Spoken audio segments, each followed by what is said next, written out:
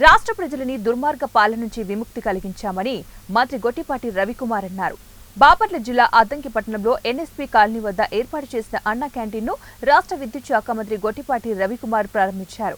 క్యాంటీన్లో స్వయంగా మంత్రి తన చేతుల మీదుగా వడ్డించారు. ఈ సందర్భంగా మంత్రి మాట్లాడుతూ గతంలో పేద ప్రజలను దృష్టిలో పెట్టుకుని ప్రభుత్వం ఏర్పాటు చేసిన అన్న క్యాంటీన్లలో గత ప్రభుత్వంలో 5 సంవత్సరాలు రద్దు చేయడం జరిగిందని అన్నారు.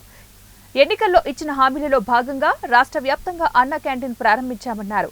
తెలుగుదేశం ప్రభుత్వం అధికారంలోకి వచ్చినటువంటి 60 రోజుల్లోనే ఎన్నో సంక్షేమ పథకాలు, అభివృద్ధి పనులు చేపట్టామన్నారు. ఈ ప్రభుత్వం పెద్ద ఎత్తున విద్యుత్ సంస్కరణలను తీసుకొస్తుందని అన్నారు. గడిచిన 5 సంవత్సరాల్లో ప్రభుత్వం సొంత లాభసాటి వ్యవస్థగా విద్యుత్ శాఖను వాడుకున్నారన్నారు.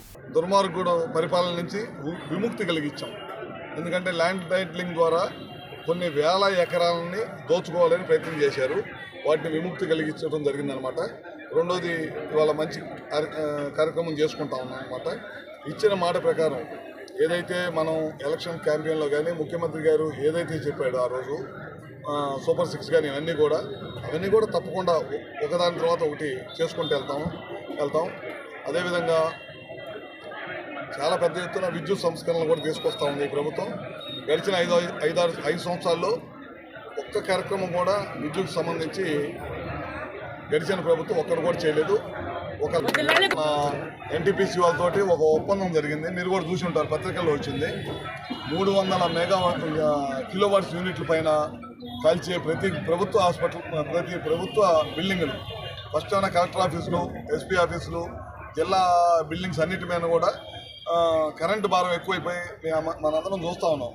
పంచాయతీల్లో కానీ లేదా కలెక్టర్ ఆఫీసులో కానీ కరెంటు బిల్లు కట్టట్లేదని చెప్పి కరెంటు కట్ చేయడం ఇట్లాంటివన్నీ జరుగుతూ ఉన్నాయి. ఎప్పుడు అవి జరగకుండా ఉండటం కోసం ఇప్పుడు ప్రతి ప్రభుత్వ బిల్డింగ్స్ పైన సోలార్ని పెట్టేసి దాని ద్వారా నాణ్యమైన విద్యుత్తు ప్రభుత్వ కార్యాలయాలకు ఇవ్వాలని పెట్టుకున్నాం.